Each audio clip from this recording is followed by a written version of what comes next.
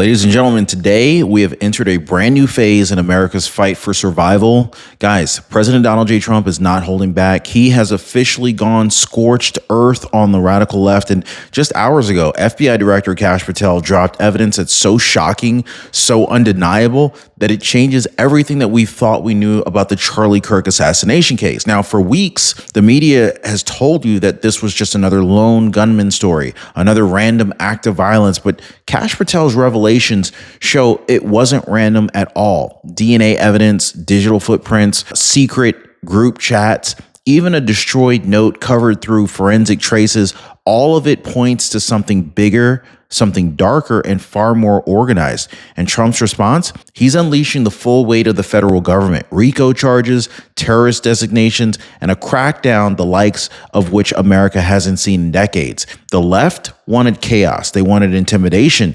But now they're about to face something that they never expected. This is a president who will not hold back. He will not back down. And an FBI director who's blowing the lid off the entire operation. Hit the like button, guys, and subscribe. This is it, guys. President Donald J. Trump, he's back in the White House, and the message could not be any louder. He is finished with these half measures. After the shocking assassination of Charlie Kirk, the president has declared war on the networks, the agitators, the funders fueling political violence in America. He's calling it what it is, a coordinated campaign of domestic terror. And here's what makes this moment a little bit different, or a lot of bit different, really. I mean, this isn't just about rhetoric or some press releases. This is about evidence, proof, and decisive action. Trump has signaled that the time for politics as usual, that's over. So no more empty platitudes, no more both sides excuses. This is scorched earth. He's aiming squarely at the radical left, and the federal government is mobilizing right behind him. Now, for years, we heard the establishment promise accountability, but they never delivered. But this time, the combination of Charlie Kirk's assassination and Kash Patel's investigation, it's created a flashpoint. The message from Trump is simple. The radicals, they wanted chaos, but what they're actually going to get is finally going to be justice. So now here's where the story explodes. Kash Patel, FBI director under President Trump, he pulled the curtain back. And what he revealed, it's nothing short of shocking.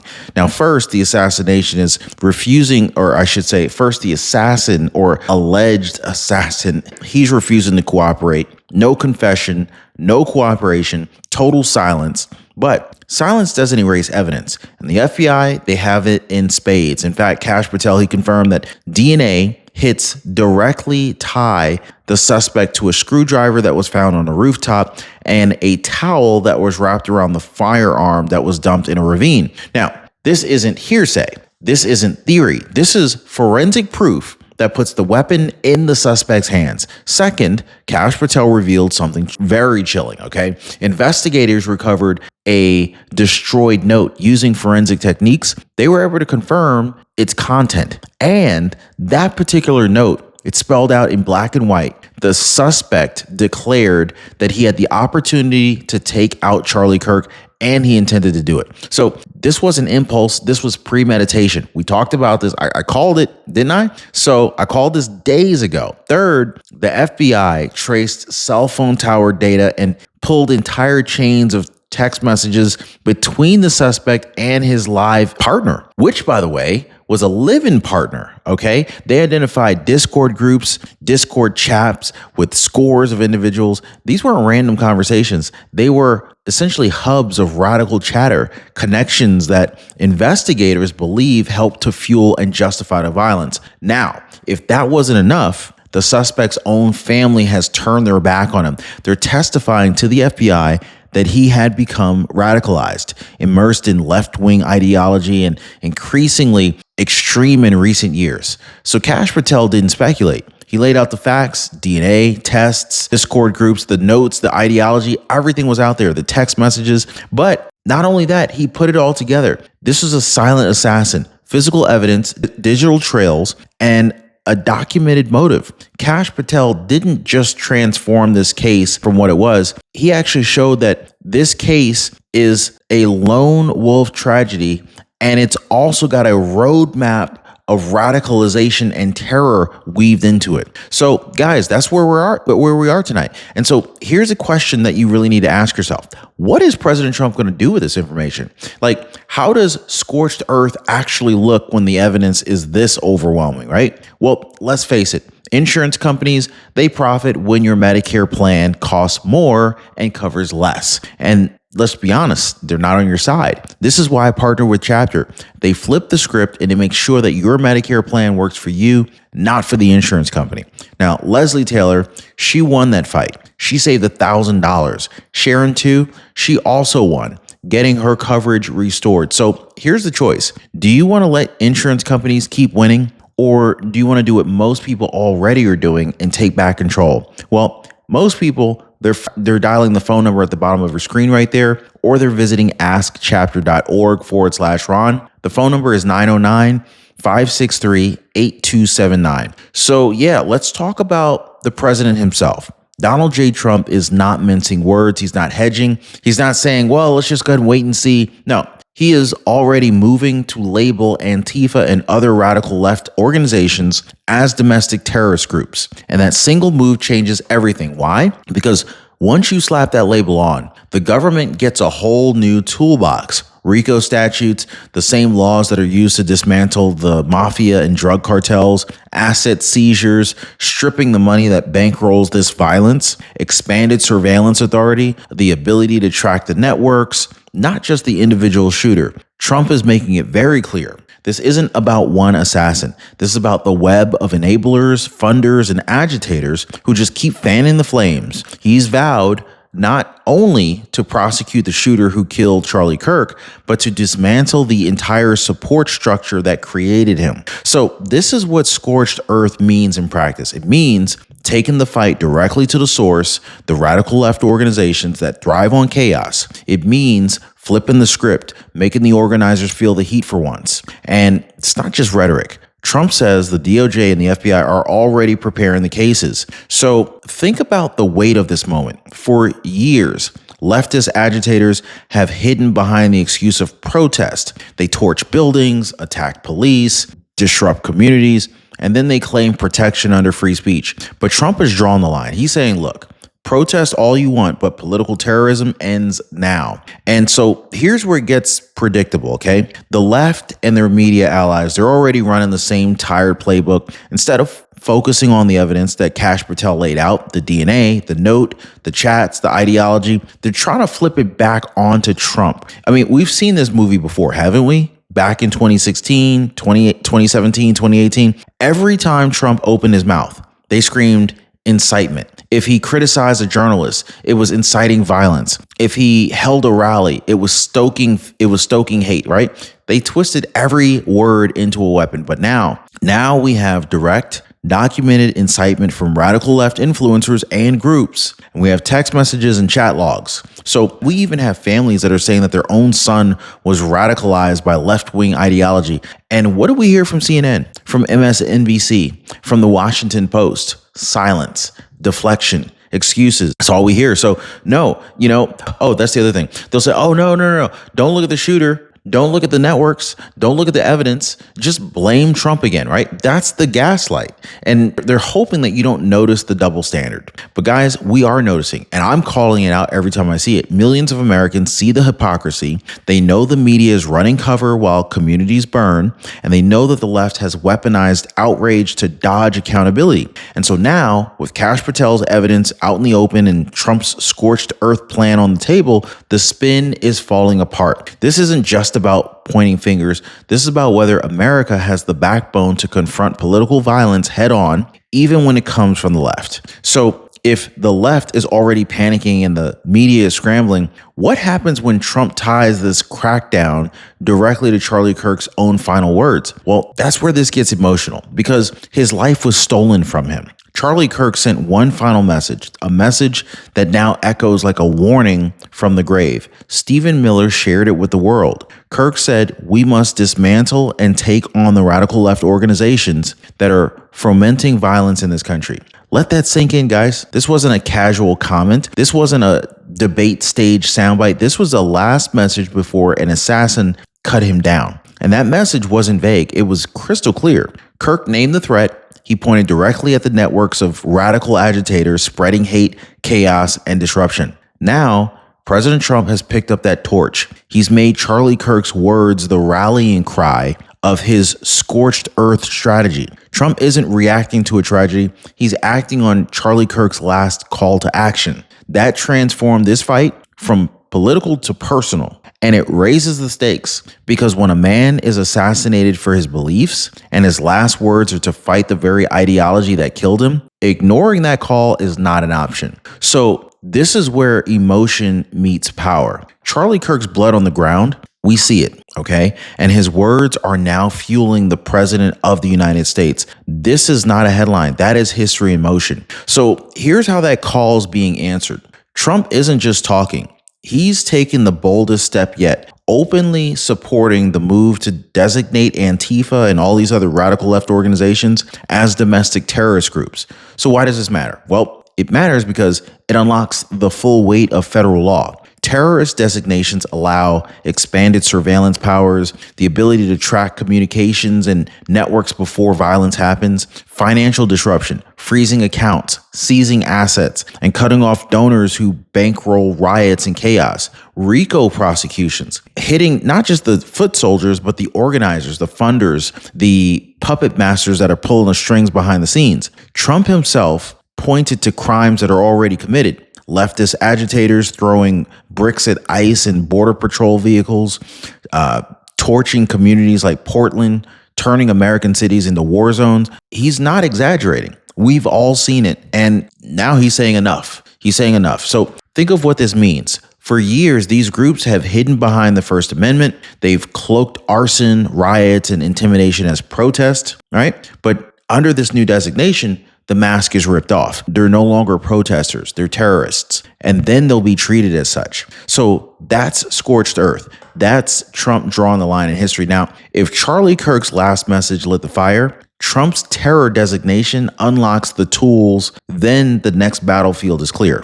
The online forums, the influencers, the agitators who radicalize and incite from behind the screen. Okay? Now, here's the truth. This war is not just in the streets. This war is being waged online, behind the keyboard, okay? In the shadows of the chat rooms and the glare of the live streams. Kash Patel confirmed it already. The assassin wasn't operating in a vacuum. He was plugged into a digital pipeline of radicalization. Now, we're talking Discord group chats with scores of participants, text chains that linked him directly to sympathizers. And then, of course, there's the megaphones, radical influencers with massive followings who normalize, justify, and even encourage violence against conservatives. Think about names like Hassan Piker, Hassan, who spent years mocking, taunting, and calling for violence against political opponents. People like him create the culture that enables shooters to believe that they're soldiers in some kind of a holy war. But here's the twist. This isn't being ignored anymore. Even Elon Musk has gotten involved, reportedly pressuring Jeff Bezos about Twitch hosting extremist content. So Elon Musk and Jeff Bezos, two of the most powerful men on the planet, being pulled into the fight shows exactly how high the stakes really are. Now, the radical left, they don't just hold riots in the streets. No, they radicalize in the comments. They recruit through live streams. They weaponize culture, and now they're facing exposure at the highest levels. And so here's the part that rips away any illusion of this being a spur of the moment act. Kash Patel, he revealed that investigators found a destroyed note, and through forensics, they recovered its contents. That note read like a death warrant. I have the opportunity to take out Charlie Kirk, and I'm going to take it. That's not random. That is clearly premeditated. That is intent written in the suspect's own hand. But it doesn't stop there. In fact, the FBI has text messages where the assassin shared his same intent with another individual. Now, if you combine this with the Discord chats, and then all of a sudden, the lone wolf narrative completely collapses. This wasn't isolation. This was coordination. This was a man that was plugged into a larger conversation surrounded by people who fueled his extremism. And that raises the question, how deep does this thing go? Was this just chatter, or were there organizers behind the scenes pulling the strings? Kash Patel says scores of individuals are now under review. That language matters. Scores doesn't mean like two or three. It means dozens. Every single one of them could be a part of a wider operation. So was Charlie Kirk assassinated by one man or by a network? That's the haunting question that this evidence leaves with us. And so here's where the blood really boils, okay? Because while the premeditation is undeniable, the left and the media, they're playing a very different game. They're not condemning it. They're twisting it. They're silent when it matters the most. So here's where it becomes impossible to ignore the double standard. I want you to think back to 2016, okay? The left, the pundits, the legacy media, they never stopped talking about incitement. Every rally Trump held, they said it was incitement. Every tweet, incitement. If Trump called out a dishonest a journalist, they screamed that he was endangering the free press, right? But now that we have actual documented incitement, text messages where the assassin literally announced his intent to kill Charlie Kirk, chat logs where leftist agitators egged each other on, family testimony that he was radicalized by left-wing ideology, and the media silent, deflecting, pretending it doesn't exist. So that's not oversight. That is willful hypocrisy. This is complacency, okay? So it doesn't stop there. Leftist influencers have spent years mocking violence against conservatives, platforming extremist groups, and celebrating chaos in the streets. Where are the op-eds calling that incitement? Where are the wall-to-wall CNN panels demanding accountability? You're not going to see them, because when violence comes from the left, the same people who once claimed to be defenders of democracy suddenly go mute. This is the game. Redefine the rules so that they only ever apply to Trump, never their own side. That's the gaslight. And Kash Patel's evidence just blew this thing wide open. And so now comes the hammer. President Trump, Kash Patel, and the Department of Justice aren't just laying out the facts. They're building a legal war plan, okay? So this is what it looks like. Seizing the money, track down and freeze the accounts of these or those who bankroll the radical left violence, cut off the lifelines that keep the agitators on the streets using RICO. So basically, they're going to be treating these extremist networks like the mafia or like a drug cartel. So if you coordinate violence, if you incite online, if you funnel cash into riots, you're part of a criminal conspiracy. Prosecuting the enablers, not just the assassin, but the funders too, the organizers, the puppet masters. For way too long, they stayed safe in the shadows, but now that ends. So Trump said this is not about silencing dissent. He's not targeting free speech. You can protest all you want. You can debate all you want. You can criticize. That's America. But when you cross into violence, when you start burning buildings and stabbing opponents and assassinating leaders, you're no longer exercising rights. You're committing crimes. Crimes that will be treated as terrorism. And if Trump and Kash Patel do follow through, this becomes the biggest domestic crackdown on organized leftist violence in modern American history. And it would also mean courtrooms filled not just with lone shooters, but with the networks that created them. This would also mean the end of free radicals that have enjoyed for years. So this is what scorched earth looks like when the legal machine is fully unleashed. The scorched earth moment itself, guys. Trump's message is clear. No more tolerance for violence disguised as activism. Kash Patel's message, the FBI has the proof, the DOJ, they've got the tools, the president has the will. So here we go, here we are. The moment that everything has been leading toward. You've got the evidence that Kash Patel just laid out, the DNA, the digital trails, the destroyed note, the radical ideology. It's all on the table. In fact, the outrage and the hypocrisy of the left completely exposed. President's response, it's clear. This is the scorched earth moment. In fact, Trump is saying to America, we are done tolerating violence hidden under the mask of activism. No more bricks at the border patrol, no more doxing campaigns, no more chat room mobs pushing young men into extremism, and absolutely no more assassinations of conservative leaders. Kash Patel says the FBI has the proof. Trump says the DOJ has the mandate. Together, they're telling the country the era of excuses is over. The radicals wanted chaos. They wanted fear. They thought that they could silence voices like Charlie Kirk by pulling a trigger. Instead, they've unleashed something that they can't even control now. A president with nothing to lose, a director armed with the evidence, and a government finally willing to use the law as a weapon against political terror. So this is scorched earth justice, guys. And the message is simple. You want an anarchy, but What you're about to get here is accountability. You wanted to intimidate, but what you're about to face is the full weight of the American law. The radicals asked for war, and now they're about to learn what happens when a president named Donald J. Trump answers that call. So if you can feel the urgency of this moment, if you can see through the media's gaslighting, then don't stay silent. Share this, subscribe, make sure the truth drowns out the spin, because history is being written right now, guys. And you're witnessing the beginning of a crackdown that the radical left never thought would come. The scorched earth begins right now.